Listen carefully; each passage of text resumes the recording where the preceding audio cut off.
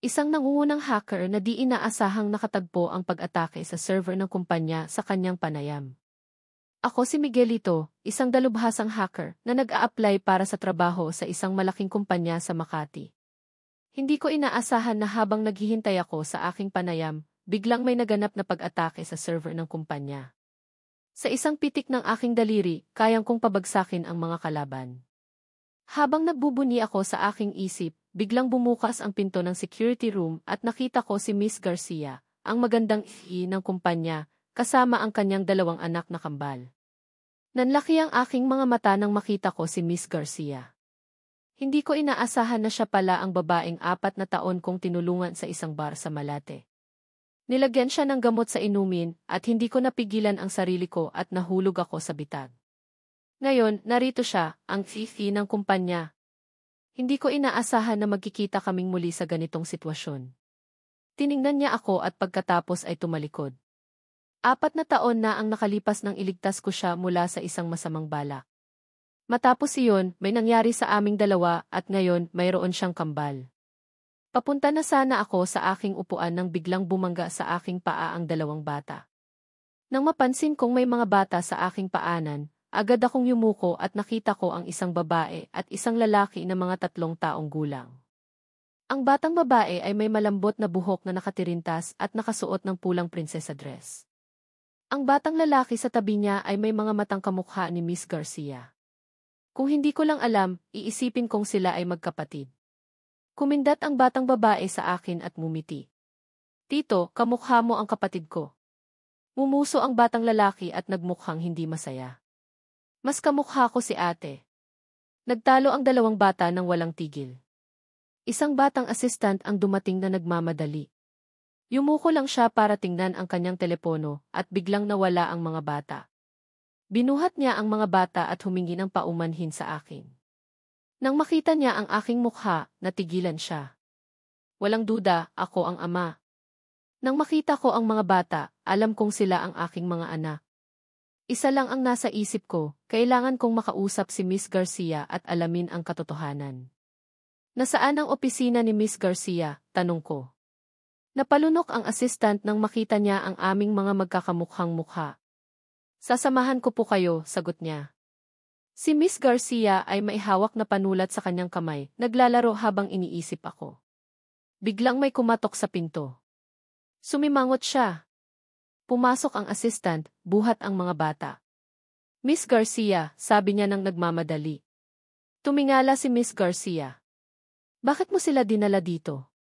Hindi ba pinapasyal mo sila?" Bago pa man makapagsalita ang assistant, may napansin ang batang babae at itinuro ako. "Mama, kamukha ni Tito ang kapatid ko." Nang marinig iyon, natigilan si Miss Garcia at tumingin sa pintuan. Nakita niya ako roon, nakangiti. Tiningnan niya ang assistant. "Lumabas ka na," utos niya. Tumakbo ang batang lalaki kay Miss Garcia at kumapit sa kanyang binti. "Mama, mas kamukha ko si ate." Tumayo ang batang babae sa harap ng mesa, nakangiti at nagmamalaki. Kamukhang kamukha ni Miss Garcia. Tiningnan ko ang mga bata at napuno ako ng pagtataka.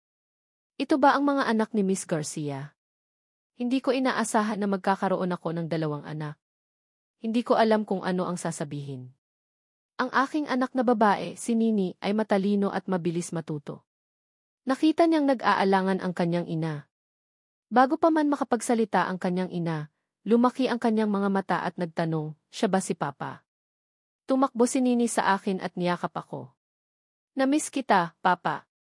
Napuno ako ng kaligayahan. Niyakap ko ang aking anak.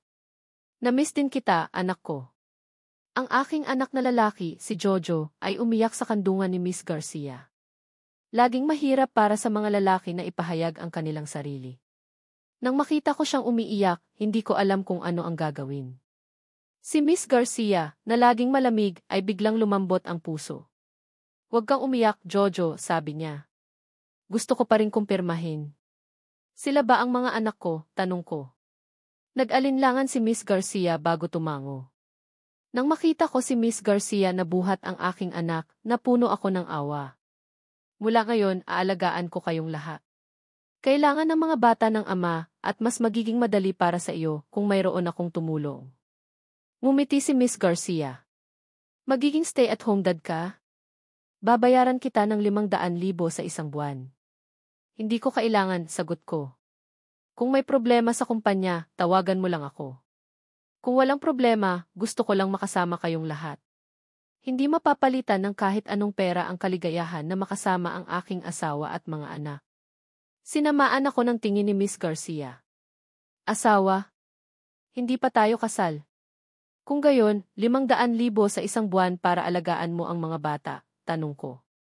Nagulat ako. Binabayaran niya ako para alagaan ko ang aking mga anak. Gusto niya ba akong buhayin? Bago pa man ako makapagsalita, pinuto ni Miss Garcia ang aking sasabihin. Kung ayaw mo, wag na lang. Nag-alinlangan ako. Hinalikan ako ng aking anak na si Nini sa aking pisngi. Ngayon mayroon na akong papa. Ang saya-saya ko. Tumingin si Jojo kay Miss Garcia at pagkatapos ay sa akin. Dahan-dahan niyang sinabi, masaya rin ako. Napuno ako ng kaligayahan. Kung kailangan ako ng aking mga anak, papayag akong buhayin. Ngumiti si Miss Garcia. Miguelito, sumama ka sa akin. Ipakikilala kita sa ating bahay. Tumawa ako ng malakas. Sige, mahal. Namula ang mukha ni Miss Garcia. Nang makita ko siyang namumula, bigla akong nagkaroon ng inspirasyon. Siguro mali ako. Nagbibiro lang naman ako. Humingi ako ng paumanhin ng may ngiti sa aking mukha. Pasensya na, mahal. Biro lang. Mas lalong namula si Miss Garcia at naglakad ng mabilis palabas ng opisina. Binuhat ko ang aking mga anak at sumunod sa kanya. Pasensya na, mahal. Hindi na ako magbibiro.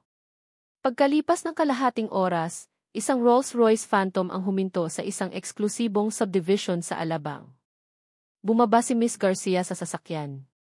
Nandito na tayo, sabi niya. Binuksan ng isang kasambahay ang pinto. Nagngangalang Aling Pining, nagtatrabaho siya sa pamilya ni Miss Garcia, simula pa noong high school siya. Miss, nandito na po kayo.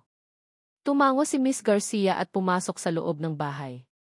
Binuhat ko ang aking mga anak at sumunod sa kanya. Tiningnan ako ni Aling Pining.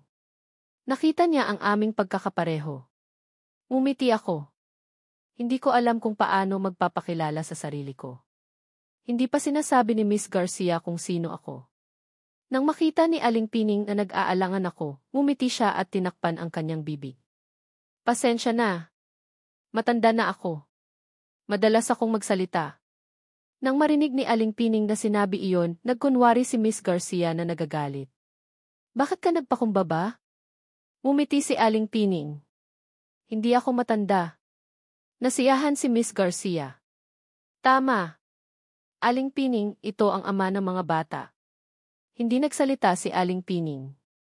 Nakangiti lang siya na tila naunawaan ang lahat. Tiningnan niya ang mga bata. Nakatulog na ba kayo, mga mahal ko? Niyakap ni Nini ang aking liig ng mahigpit. Natatakot siyang mawala ako. Ayoko. Gusto kong makasama si Papa. Nag-alala rin si Jojo. Matutulog na ako, Papa. Ayokong matulog. Tiningnan ko ang aking mga anak.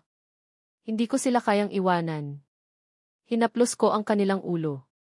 Mula ngayon, lagi na akong nasa tabi ninyo. Lumaki ang mga mata ni Nini. Talaga? Tumango ako ng mariin. Kung hindi ka naniniwala, tanungin mo ang mama mo. Pumunta si Miss Garcia sa aming tabi at hinawakan ang kanilang mga kamay. Tama. Ngayon, matulog na kayo. Marami pang kailangang pag-usapan ang mama at papa. Sumunod ang aking mga anak. Nang makita ko ang aking mga anak na natutulog, napuno ako ng kagalakan. Tiningnan ako ni Aling Pining. Miss, kumain ka na ba? Hindi pa, sagot ni Miss Garcia. Kailangan ko bang kumain ng 3 beses sa isang araw? Ngumiti si Aling Pining ng may pagmamahal. Kailangan mo. Kung gayon, lulutuin ko, sabi ko. Nasaan ang kusina? Tiningnan ako ni Aling Pining at pagkatapos ay tiningnan si Miss Garcia. Nang makita niyang pumayag si Miss Garcia, dinala niya ako sa kusina. Habang naglalakad, pinaalalahanan niya ako, mahilig si Miss sa maanghang na pagkain, pero mahina ang kanyang tiyan. Huwag kang maglagay ng masyadong sili. Tumango ako. Walang problema. Pagkalipas ng 1 oras, natapos kong lutuin ang pagkain. Tiningnan ni Miss Garcia ang kusina. Natigilan siya nang makita niya ako. Sa kanyang pagtingin, tila sinasabi niya, hindi ka ina at hindi ka rin ama. Ano ka ba? Nilagyan ko siya ng kanin sa plato. Kain na tayo, mahal. Tiningnan ako ni Miss Garcia at pagkatapos ay tumingin sa kwarto. Siguro gising na sila. Pagkasabi niya, tumakbo si Nini palabas at yumakap sa kanyang binti. Tumingin siya sa mesa. Sigurado akong gusto na niyang kumain. Sumunod din si Jojo, kinukusot ang kanyang mga mata. Mama, gutom na ako. Umiti ako. Binuhat ko ang aking 2 anak at pinaupo sila sa upuan. Kinuha ko ang kanilang mga kubyertos at nilagyan sila ng kanin. Nilagyan ko rin ng sopa si Miss Garcia. Tiningnan ko siya ng may pag-asam. Subukan mo ito. Uminom ng isang sip-sip si Miss Garcia at lumaki ang kanyang mga mata. Ang sarap. Umiti ako sa kanya. Nasiyahan ako. Tiningnan ako ni Nini ng malungkot. Si Mama lang ang pinapansin ni Papa. Gutom na ako. Isinubo ni Jojo ang walang laman na kutsara sa kanyang bibig. Ate, huwag kang umiyak. Aalalayan kita. Tiningnan ni Miss Garcia ang dalawa. Hindi niya mapigilang umiti. Tatawagan ko ang yaya. Papalitan ko kayo, sabi ni Miss Garcia. Maghanda ka ng lumipat dito. Nang marinig na kailangan nilang umalis, nalungkot ang mga bata. Ayokong umalis. Hindi ko napigilan ang sarili ko. Ako na lang ang mag-aalaga sa kanila, sabi ko. Tiningnan ni Miss Garcia ang dalawa. Ang mga ito ang pinalaki niya, pero ngayon mas malapit na sila sa akin. Nalungkot at nasaktan siya. Pagkalipas ng 1 oras, binuhat ko ang 2 bata sa sasakyan. Papunta na kami sa aking apartment. Nang makarating kami sa pinto, ibinaba ko sila. Bubuksan ko ang pinto. Maghintay kayo dyan. Tumango ang 2 bata. Okay, Papa. Binuksan ko ang pinto at nakita ko ang aking ina na nakaupo sa sopa. Nanlamig ako. Mama, bakit ka nandito? Narinig ni Nini ang aking tinig at tumakbo sa akin. Mama, sino siya? Siya si Lola, sagot ko. Tiningnan ako ng aking ina. Kunot ang kanyang noo. Tingnan mo. Magkano na silang lumaki? Sa sala, umiti ako sa mga bata at sinabi, halika na, kain tayo kasama si Mama. Agad na tumalon ang 2 bata mula sa sofa at tumakbo sa akin papunta kay Yekingju. Habang nag-uusap kami sa opisina ni Yekingju, biglang bumukas ang pinto at sumingit ang 2 bata. Mama! Miss ka na namin. Sumunod ako at mumiti. Asawa ko di. Nang makita kong may ibang tao sa opisina, tumahimik ako. Namula ang mukha ni Yekingju nang marinig niya akong tawagin siyang asawa. Tumingin sa akin si Xintan na nagtataka. Hello! Ako si Xintan, matalik na kaibigan ni Yekingju. Pwede mo akong tawaging Tan, sabi ni Xintan. Hello! Ako si Miguelito, sabi ko habang nakikipagkamay sa kanya. Hinawakan ni Nini at Jojo ang binti ni Yekingju. Mama, dinala kami ni Papa para kumain kasama ka, sabi nila. Nagulat si Yekingju at hindi inaasahan na pupunta ako. Ibinaba ko ang mga lunchbox sa mesa. Sabi nila madalas kang late kumain ng hapunan, hindi maganda sa tiyan, sabi ko. Pagkatapos ay dahan-dahan kong ipinatong ang aking kamay sa kanyang balikat. Naramdaman ni Yekingju ang aking mainit na kamay at bumilis ang tibok ng kanyang puso. Blanko ang isip niya at hinayaan niya akong itulak siya sa sofa at umupo. Binuksan ko ang mga lunchbox. Ang bango ng seafood ay nakakatakam. Kain na. Masarap pa ito kapag mainit, sabi ko. Sinubukan ni Yekingju na kumalma, pero nang makita niyang tumalon ang 2 bata at humihingi ng pagkain, ngumiti ako at sinabi, kukunin ko kayo. Nakatayo pa rin doon si Yekingju, kaya bahagya ko siyang itinulak. Huwag kang tumayo. Kain ka na. Nakatayo sa tabi si Xintan. Nang makita niyang masaya kaming pamilya, ngumiti siya. Aalis na ako. Nabawi ni Ekingju ang kanyang katinuan. Sabay na tayong kumain. Tumawa si Xintan. Hindi na. Tapos na akong kumain. Hello, Nini at Jojo. Maging mabait kayo. Tiningnan ako ni Nini at Jojo. Masarap magluto si Papa. Kumain ka na lang dito, sabi nila. Umiling si Xintan. May gagawin pa ako. Sa susunod na lang, sabi niya. Pagkatapos ay tumingin siya sa akin. Pakitunguhan mo ng mabuti si Kingju. Habang kinukuha ko ang hipon, tumango ako. Sigurado. Kumakain si Nini at nagsalita. Masarap ito. Masarap ito. Tumango rin si Jojo. Masarap. Si Kingju lang ang tahimik na kumakain. Gulong-gulo ang isip niya at hindi niya maramdaman ang lasa ng pagkain. Hindi ko napigilan ang sarili kong haplusin ang kanyang ulo. Kain ka pa, sabi ko. Nagulat si Kingju. Nakagat niya ang kanyang dila at tumulo ang kanyang luha. Nang makita ko iyon, agad kong hinawakan ang kanyang baba at dahan-dahan itong hinihipan. Hayaan mong hipan ko, sabi ko. Tumingala sa akin si Kingju. Ang kanyang pulang labi at kumikinang na mga mata ay parang mga bituin na nagpapakita ng pagiging inosente. Sa nakita ko, hindi ko mapigilan na bumilis ang tibok ng aking puso at nablangko ang isip ko. Natigilan si Kingju at nakalimutang nasasaktan siya. Dali-dali kong inalis ang kamay ko at lumunok. Okay ka lang ba? Tanong ko. Paano naghihilom ang sugat sa bahay ni Miguelito? Nahihiya si Kingju sa aking mga kilos. Okay na, sabi niya. Kain ka na. Baka lumamig ito sa loob ng 5 minuto, sabi ko. Inantok si Jojo. Papa, busog na ako, sabi niya. Dinilaan ni Nini ang kanyang labi. Busog na rin ako.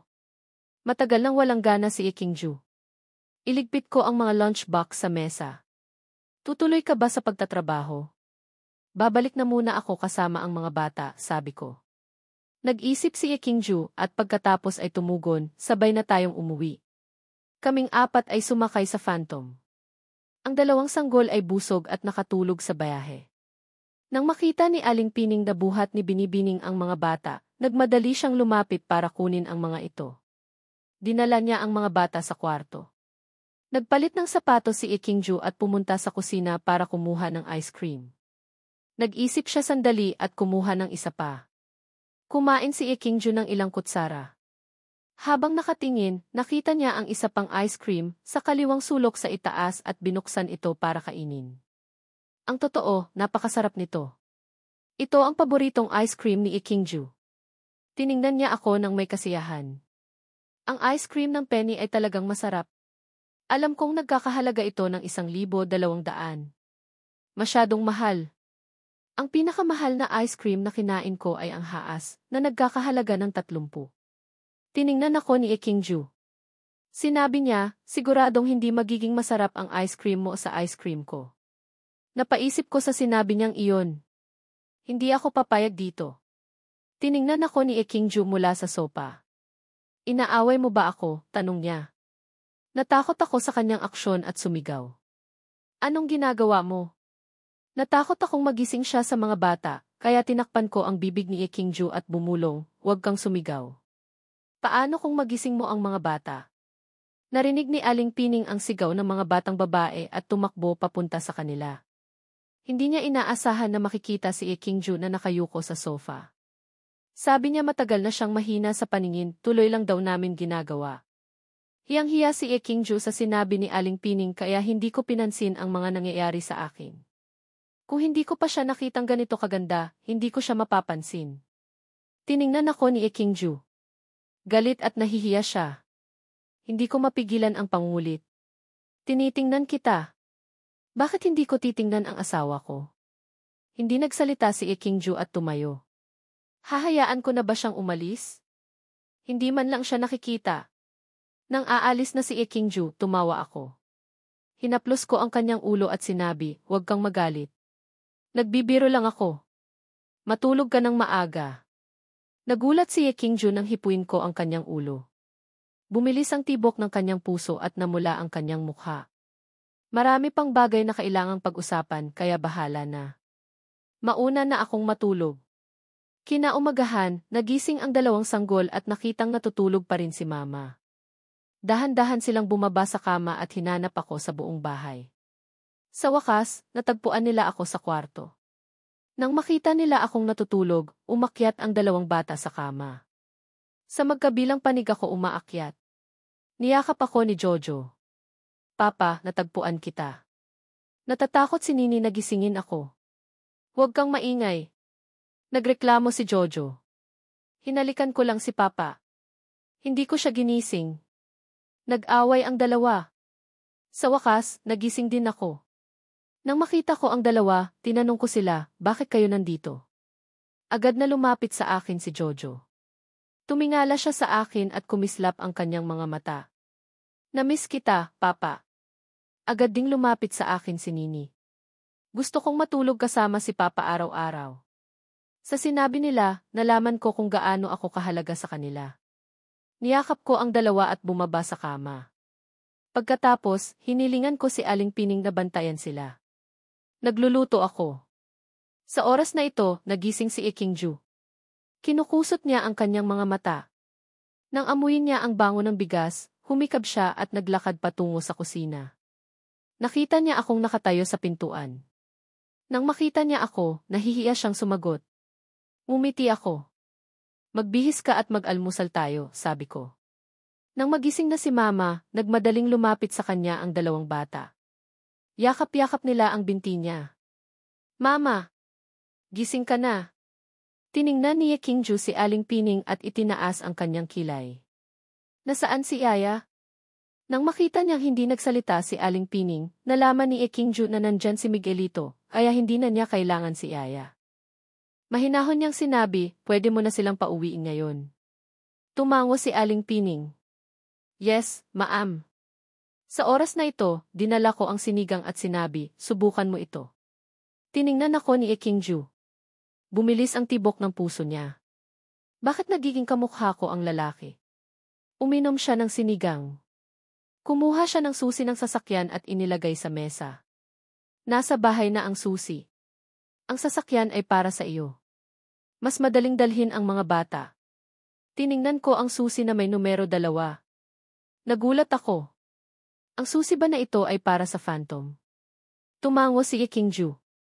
Mas madaling dalhin ang mga bata sa Phantom. Nahihiya akong tumanggi. Para bang ang babaeng ito ay nagbibigay sa akin ng lahat.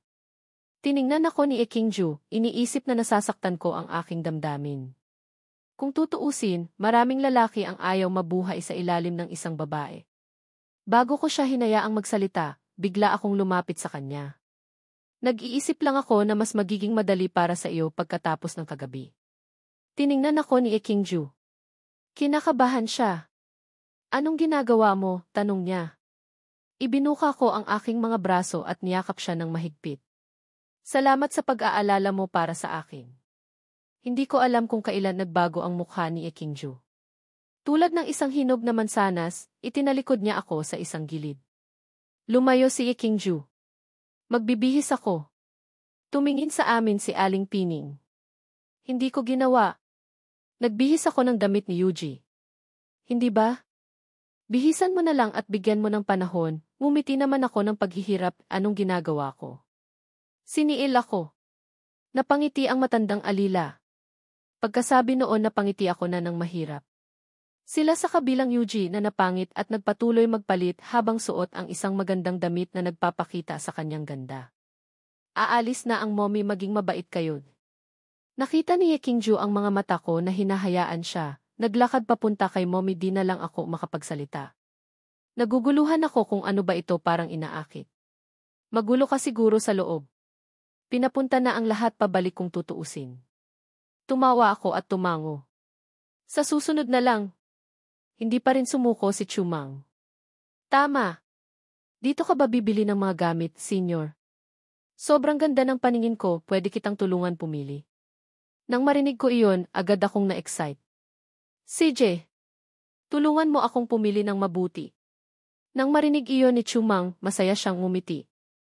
Habang bibili, makakabuo siya ng relasyon. Hanggat naaantig ang puso ni Senior, maaga o huli ay makukuha niya ang lalaking iyon. Habang nag-uusap kami, pumasok kami sa tindahan ng V. Tiningnan ko ang ilang sapatos ng mga babae sa tindahan at hindi ko mapigilan ang pagsimangot. Chumang, parang masyadong matanda ang ilan dito. Hindi ba? Nagulat si Chumang. Hindi ba para sa sarili niya ang mga binibili ni Senior? Hindi ko naririnig na may girlfriend siya. Iniisip niya lalo ang sarili niya at kinabahan siya. Tiningnan ko ng maigi ang sapatos sa harap ko. Umiling ako. Hindi. Hindi pwedeng suotin ng asawa ko ang mga iyan. Asawa? Ito ba ay isang pagpapahayag ng pag-ibig? Oh, my God! Sobrang bilis! Namula ang mukha ni Chumang at tiningnan ako gamit ang kanyang nakakahiyang tingin. Senior, masyado bang mabilis? Nagulat ako. Anong mabilis? Yumuko si Chumang. Ang kanyang mga mata ay puno ng damdamin. Kinokontrol niya ang kanyang excitement. Ang ibig kong sabihin ay, masyado bang mabilis para sa atin? Nang makita ko ang hiya ni Chumang, agad kong naunawaan. Hindi. Bibili ako ng sapatos para sa asawa ko. Gusto kong bigyan siya ng regalo. Nagulo ang isip ni Chumang. May asawa na si Senior. Hindi ba siya single? Tumawa ako. Mahaba ang kwento. Tingnan natin ang mga sapatos. Kinagat ni Chumang ang kanyang labi. Nag-alinlangan siya ng sandali pero sumunod pa rin. Ang senior na bagong graduate ay nagkaroon ng asawa. Ang pinakamahusay na magagawa ko ay girlfriend. Sa kagandahan ko, hindi mahirap iyon. Umakyat kami sa ikalawang palapag. Siksintan ay nakaupo sa sofa. Sa harap niya si Kingju na nakasuot ng eleganteng puting damit. Kasama ko ang mga sales people sa ikalawang palapag. Sa likod ko si Chumang na masunurin. Dinala ako ng mga salesperson sa seksyon ng sapatos. Sir, ito ang aming pinakabagong mga estilo. Siguradong magugustuhan ng girlfriend mo. Nang marinig ko iyon, hindi ako nasiyahan. Hindi girlfriend, asawa. Mayroon akong asawa. Pagod ang asawa ko sa pagsuot ng mga high heels. Gusto kong bilhan siya ng flat shoes para mas komportable siya. Nang marinig ko ang boses ko, huminga ng malalim si Kingju. Bakit ako ulit? Sino ang tinatawag niyang asawa? Napansin ni Xintan na hindi masaya si Kingju, kaya tumingin siya doon. Nakita niya si Miguelito na nakangiti kay Chumang. Tinutokso niya si Kingju. Ang ama ng mga bata ay may kasamang ibang babae para bumili ng sapatos. Gulong-gulo ang isip ni Kingju. Anong nangyayari sa lalaking ito? Ilang asawa ba ang mayroon siya? Kahapon, tinawag niya akong asawa. Ngayon, nakikipag-date siya sa ibang babae. Talagang sinungaling ang mga lalaki. Huminga ng malalim si Kingju. Pagtatama sa salesperson. Napagtanto ng salesperson na mali ang sinabi niya. Naghingi siya ng paumanhin. Pasensya na. Hindi ko inaasahan na ang girlfriend mo ay kasing ganda ng isang high schooler. Dali-dali akong nagpaliwanag. Nagkakamali ka. Hindi siya ang girlfriend ko. Tinutulungan niya lang akong pumili ng sapatos. Nakakahinga ng maluwag si Kingju. Nalaman niya na nagpapasalamat ako sa kanya para sa sapatos. Nalaman din ni Xintan. Ang aking kaibigan ay sobrang maalalahanin. Pag-aalala niya sa aming kaibigan. Nangyayamot ng umiti si Chumang sa salesperson. Ang kanyang mga mata ay nakatingin sa akin ng madilim. Hindi ko alam kung gaano ako kaswerte para maging girlfriend ni Senior. Uminom ng tubig si Kingju. Nang marinig niya iyon, halos mailuwan niya ito. Nang makita niyang tinatapik ni Xintan ang kanyang likod, nagulat ako. Nandito ka rin? Itinigil ni Xintan ang kanyang kamay at tiningnan si Chumang. Nauuhaw ka ba? Papabili kita ng green tea. Tiningnan ako ni Chumang na inosente. Kaibigan mo ba siya? Tanong niya. Tumango ako. Siya ang matalik na kaibigan ng asawa ko. Naunawaan ni Chumang. Ang kaibigan pala niya ang girlfriend. Hindi niya pwedeng sabihin ang anumang higit pa. Tiningnan niya ako. Hindi ba ako nakagawa ng anumang bagay na mali? Natatakot akong magalit sa akin ang girlfriend ni Senior. Napapahanga lang ako sa girlfriend ni Senior. Napakaswerte niya na may boyfriend siyang perpekto. Ang labi ni Chumang ay nakabuka. Habang nagsasalita siya, mas lalo siyang mukhang nakakaawa. Ako mismo ay medyo nag-aalala, pero kailangan kong iwasto ito. Hindi girlfriend, asawa. Opisyal kong asawa. Hindi na matiis ni Ekingju. Natakot siya na hindi malaman ng lahat na may asawa siya. Nagpapanggap ba siyang nasa lahat ng dako? Tumayo siya na namumula ang mukha. Nang makita kong natigilan si Ekingju, umiti ako. Nandito rin ang asawa ko. Pagkasabi niyon, lumapit ako kay Ekingju. Naalala ni Ekingju ang nangyari kagabi at tumigil. Huwag kang lumapit. Bakit ba siya nababalisa? Hindi ko mapigilan ang pagtawa. Bakit ka nababalisa? Namula ang mukha ni Ekingju at hindi niya alam kung ano ang gagawin. Ang lalaking ito ay tunay na nakakagulo. Hindi pinansin ng sinuman ang mga tingin ni Chumang. Tinititigan niya ang lieg ni Ekingju. Hindi ko inaasahan na ang girlfriend ni Senior ay magiging napakaganda. Lumapit si Chumang. Senior, ito ba ang asawa mo? Pagkatapos niyang magsalita, umiti siya na walang muwang kay Ekingju. Ate, ang ganda ng lipstick mo. Sobrang inggit ako sa'yo. Hindi ako marunong mag-makeup. Sa isang salita, nahiya si Ekingju. Bilang pinuno ng kumpanya, nagsusuot lang siya ng lipstick para makita ng lahat na siya ay masigla at puno ng enerhiya.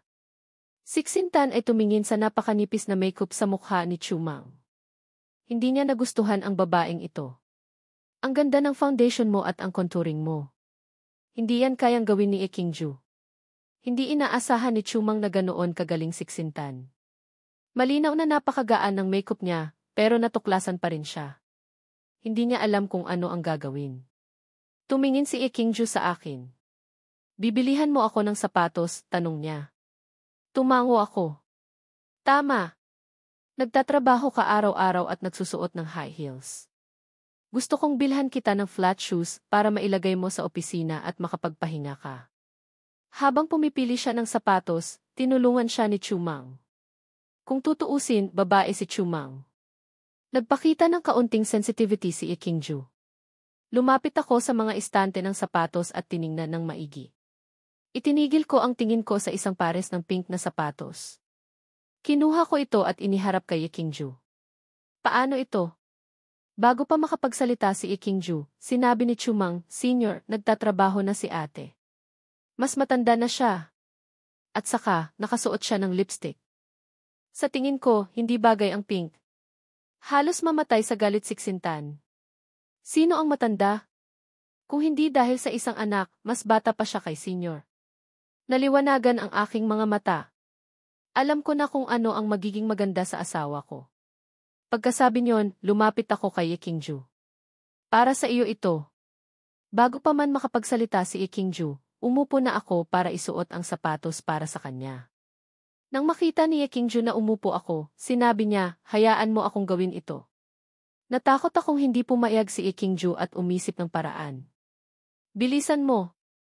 Agad na tinanggal ni Ekingju ang kanyang high heels at isinuot ang flat shoes. Tiningnan ko siya at tumango ng may kasiyahan. Tama. Maganda sa'yo ang kahit ano. Pagkatapos kong magsalita, tinawag ko ang salesperson sa likod ko. Magkano? Lumapit ang salesperson na nakangiti. Sir, 12,800 ang sapatos. Alam ni Ekingju na wala akong maraming pera. Ang 12,800 ay isang kapalaran para sa akin. Agad niyang sinabi, wag na, wag na. Ako na magbabayad. Nang marinig ang presyo, nanlumo ang mukha ni Chumang. 12,800 sa isang peres ng sapatos. Napakaswerte na magkaroon ng tulad ng boyfriend na si Senior. Tahimik na sumunod si Chumang sa akin. Senior, may gagawin pa ako, aalis na ako. Hindi kita pinigilan. Okay, mag-ingat ka. Pagkatapos lumabas ni Chumang, tumingin siya sa napakalaking Rolls Royce sa harap niya. Galit na hindi siya pumapayag, kumuha siya ng lipstick at maliit na notebook. Isinulat niya ang isang mensahe sa isang piraso ng papel. Senior, gusto talaga kita.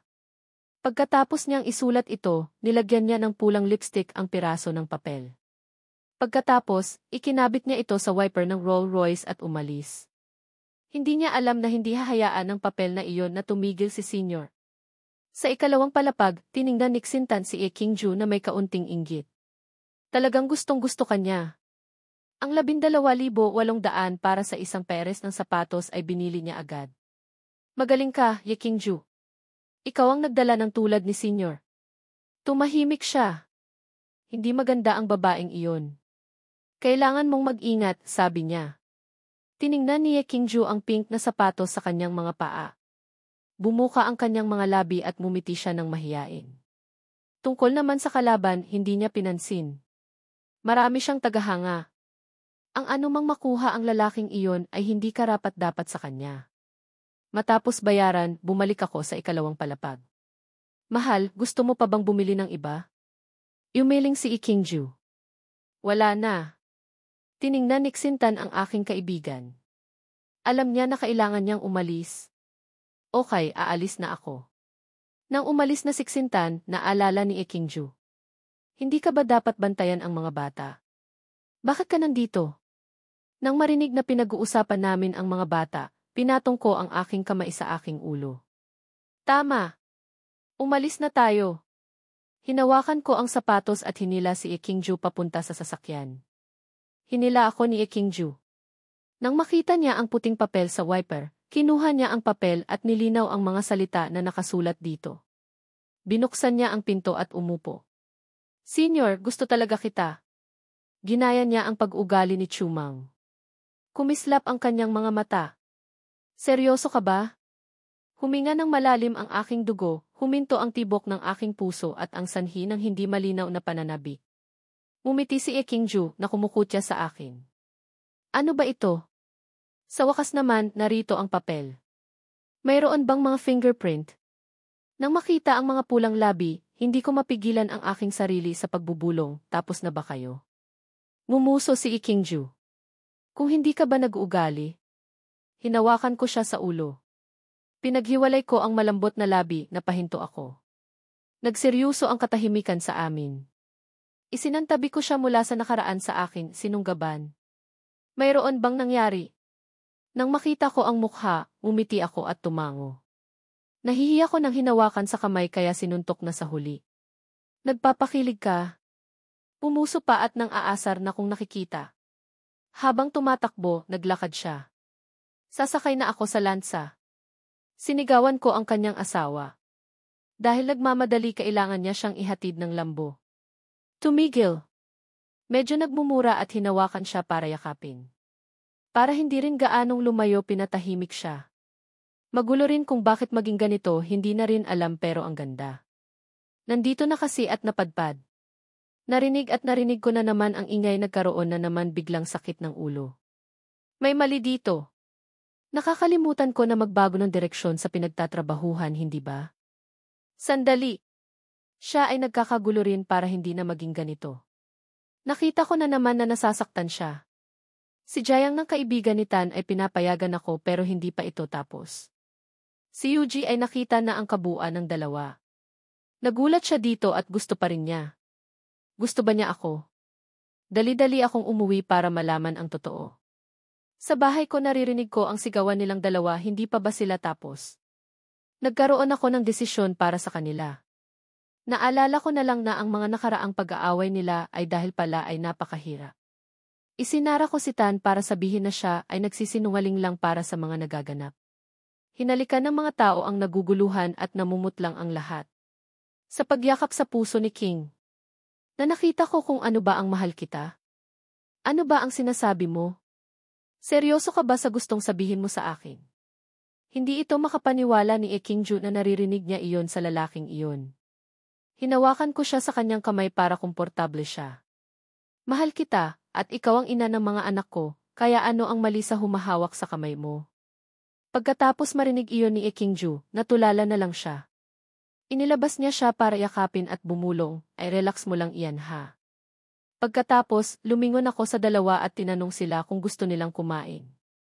Nang marinig iyon, masaya sila at sinabing yes. Binuksan ko ang kotse para sila makasakay.